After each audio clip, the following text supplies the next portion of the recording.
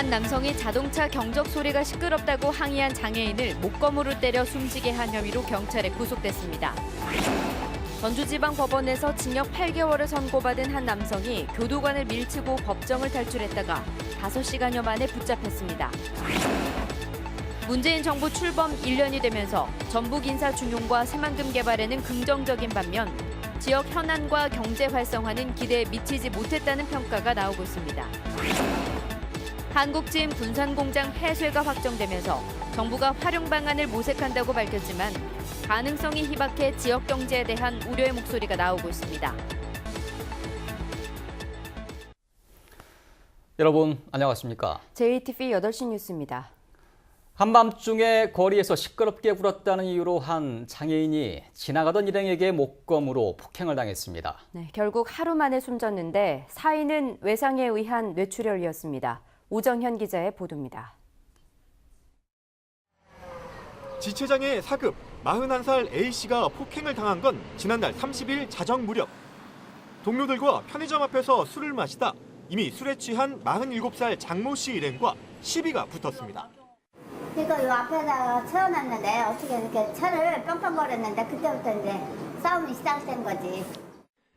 A씨 일행 3명과 장씨 일행 2명의 싸움은 격해졌고 급기야 둔기까지 등장했습니다.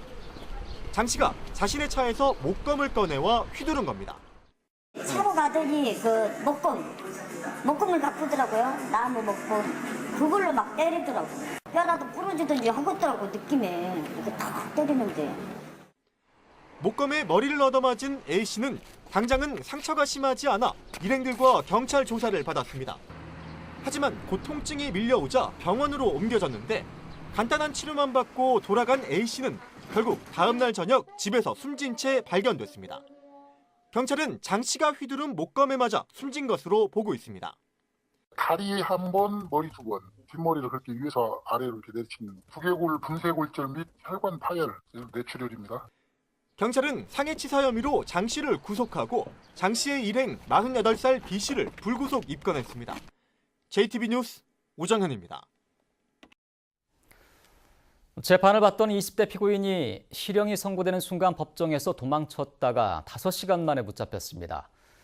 법정 안엔 남성 교도관 2명이 있었지만 도망가는 피고인을 잡지 못했습니다.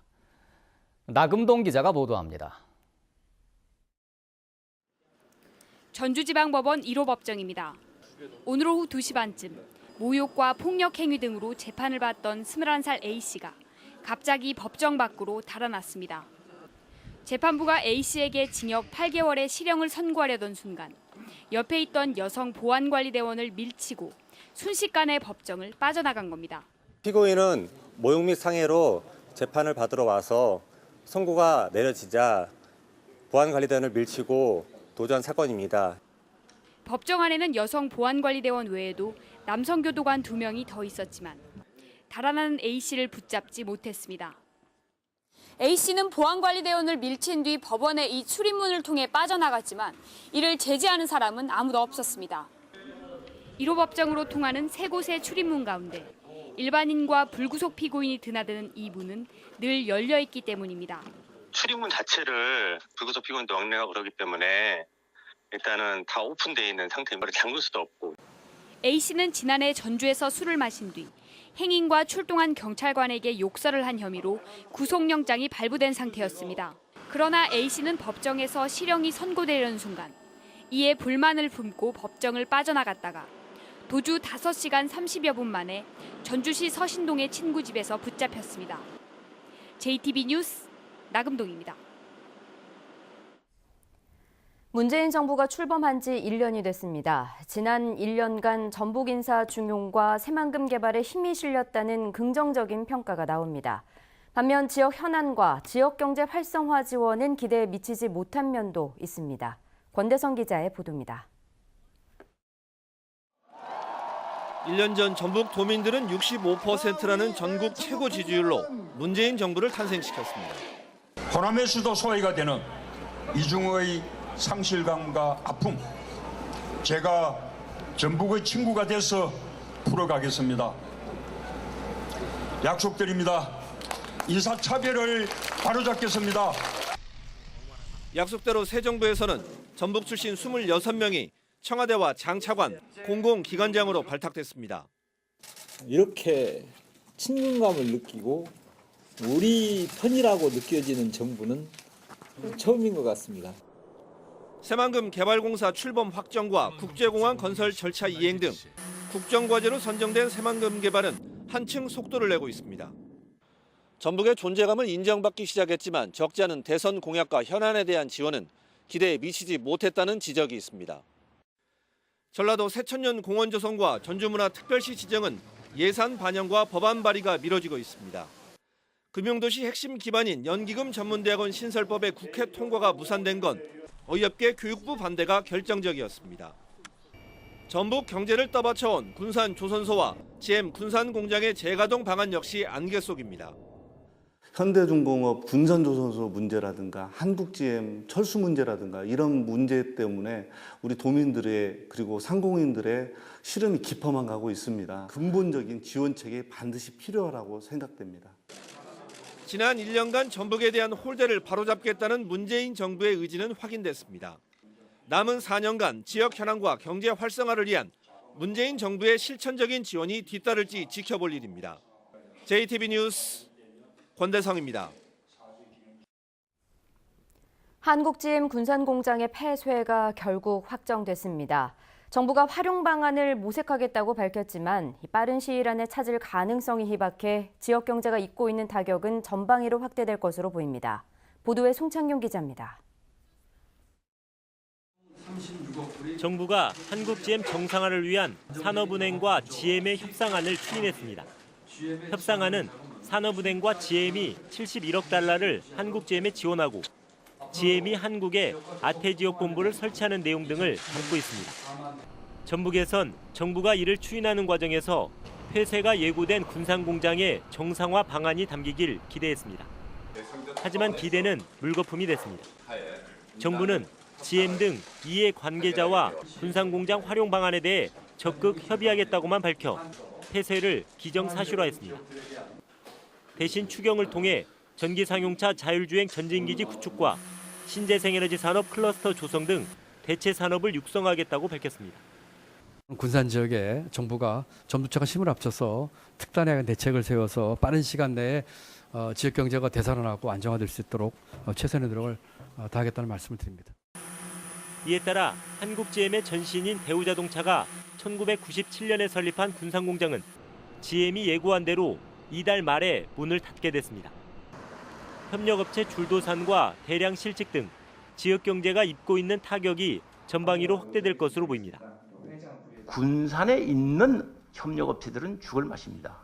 군산에만 공장이 갖고 있는 1차 협력업체도 있지만 2차, 3차 업체들 상당히 좀 어렵다는 것을. 전라북도는 폐쇄가 확정돼 유감스럽지만 매각과 위탁 생산 등 조기 재가동을 위해 노력하고 대체 산업 육성에 나서겠다고 밝혔습니다.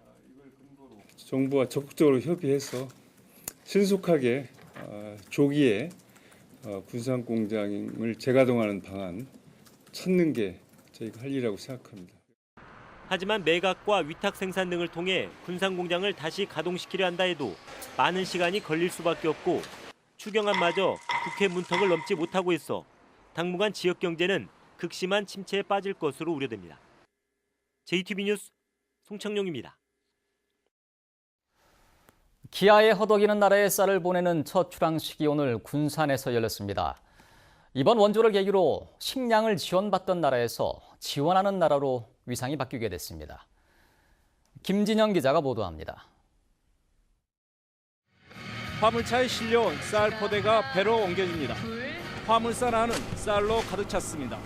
원조 쌀은 다음 달 극심한 식량난을 겪고 있는 중동과 아프리카 국민들의 식탁에 오르게 됩니다. 6월 중에는 극심한 기아로 고통받는 예멘, 케냐, 에티오피아, 우간다 국민들에게 따뜻한 한 끼를 전달할 수 있을 것입니다. 지난 1월 정부가 세계 식량 원조 협약에 가입한 뒤로 극심한 기아에 허덕이는 국가에 쌀을 지원하는 첫 원조 출항식이 군산항에서 열렸습니다. 원조 규모는 5만 톤으로 군산항뿐만 아니라 목포와 마산항을 통해서도 보내집니다. 이렇게 보내진 쌀은 세계 식량 계획을 통해 예멘과 에티오피아, 케냐 등 5개 나라에 나눠지게 됩니다. 전북에서 생산된 8,400톤의 쌀도 중동과 아프리카 지역에 지원되게 됩니다. 이번 원조를 계기로 대한민국은 식량을 원조받던 나라에서 원조하는 나라로 바뀐 첫 번째 국가로 인정받게 됐습니다. Most of this aid doesn't go to Kenya alone. It goes to the neighboring countries that need it, and therefore it goes through the WFP system, the World Food Program. 정부는 해마다 5만 톤, 금액으로 460억 원의 쌀을 원조할 계획이어서 국내 쌀 수급 안정에도 도움이 될 것으로 기대하고 있습니다. JTB 뉴스 김진영입니다. 주요 단체장 후보들이 잇따라 민주당을 탈당해 본선에 나서면서 이 선거 판세가 요동치고 있습니다. 이현웅 전주시장 예비후보는 민주평화당에 입당했고 이영숙 장수군수 예비후보는 무소속 출마를 선언했습니다. 이승환 기자의 보도입니다. 이현웅 후보가 민주평화당 입당을 선언했습니다. 지난 3일 민주당 탈당 이후 꼭 일주일 만입니다. 이 후보는 정당 중심 정치 구도에서 무소속은 한계가 있어 입당하게 됐다고 밝혔습니다. 지난 4년간 줄어든 전주 살림살이를 여선왕이 되어 넉넉하게 확보하여 시민들의 삶을 개선하고 지역 현안을 해결해 나가겠습니다. 이 후보는 앞서 활동해온 엄윤상 후보와 민주적이고 공정한 절차를 거칠 것이라면서 평화당에 경선을 요청하겠다고 말했습니다. 하지만 엄윤상 후보 측은 이 후보의 영입 과정이 적폐 정치의 실체라며 자신의 정치 인생을 걸고 싸울 거라고 밝혀 간단치 않은 후폭풍을 예고했습니다.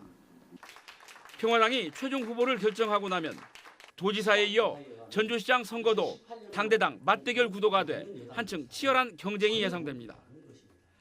장수에서는 우여곡절 끝에 경선에서 배제됐던 이영숙 후보가 무소속 출마를 선언했습니다. 이 후보는 민주당이 세 차례나 결과를 번복했고 절차에 공정성이 없었다며 무소속 출마의 사유를 밝혔습니다. 공간의 횡포에 분노와 모욕감을 느낀 국민들의 무소속 출마 격려가 있었습니다. 이에 저도 공간의 횡포에 굴하지 않고 국민들의 심판을 받고자 합니다. 이영숙 후보는 그동안 지지율에서 선두권을 유지해온 만큼 장수군수 선거 판도가 요동칠 것으로 보입니다.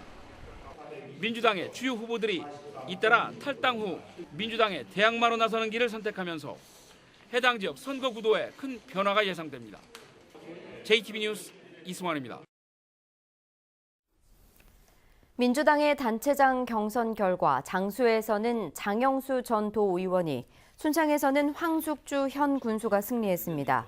장수 군수 후보 경선에서는 장영수 전 도의원이 43.35%를 얻어 41.63%에 그친 양성빈 전 도의원을 1.72%포인트 차이로 제쳤습니다. 순창 군수 후보 경선에서는 황숙주 현 군수가 63.4%를 얻어 장종일, 양영수 후보를 크게 이겼습니다. 장수와 순창을 끝으로 민주당 단체장의 경선 절차는 사실상 모두 완료됐습니다. 정헌율 익산시장은 방송 토론회 출연을 거부한 민주당 김영배 후보에 대해 시민들에게 사과하고 토론에 나오라고 촉구했습니다. 평화당 소속인 정헌율 시장은 토론회 출연은 정책과 공약을 알려야 하는 후보자의 책무라며 민주당 김영배 후보가 토론회를 기피한 건 30만 익산 시민을 우롱하고 능력이 없는 후보임을 자인한 것이라고 비판했습니다.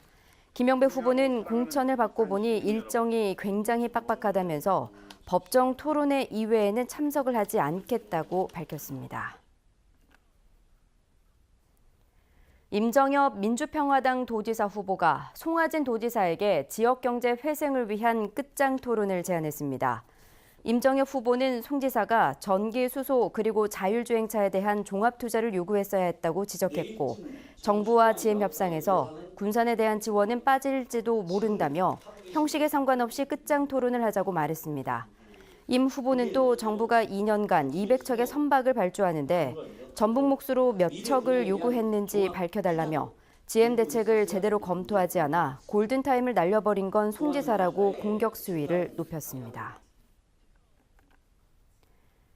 전북은 오늘 맑은 날씨 속에 낮 기온이 24도 안팎까지 올랐습니다. 밤부터는 안개가 끼는 곳이 많아 주의가 필요합니다. 내일은 대체로 맑다가 오후부터 구름이 많겠습니다. 아침 최저 기온은 7도에서 11도, 낮 최고 기온은 21도에서 24도로 일교차가 크겠습니다. 전주기상지청은 주말인 모레 낮부터 일요일까지 10에서 최고 40mm가량의 비가 올 것으로 내다봤습니다.